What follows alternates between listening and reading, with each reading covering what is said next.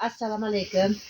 Men Rahimova Rayhon Dabusiya mahallasida yashayman. Mana asosiy daromadimizga qo'shimcha daromad bo'lish uchun issiqxona, parranda, chorvachilik bilan shug'ullanamiz. Mehnat qilamiz. Shuni orqasidan daromad ko'raylik deb. Mana o'tgan yili 20 million, 25 million daromad qilgan bo'lsak, bu yil undan ham ko'proq daromad qilamiz deb o'tiribmiz. Mana davlatimiz shu yili Agrobankdan 17 million kredit olganmiz.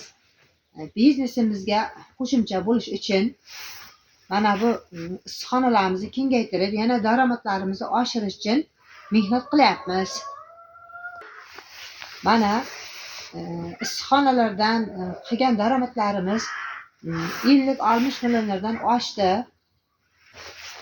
Mana hozirgi kunda issiqxona va parrandachilikdan samarali foydalanib kelyapmiz.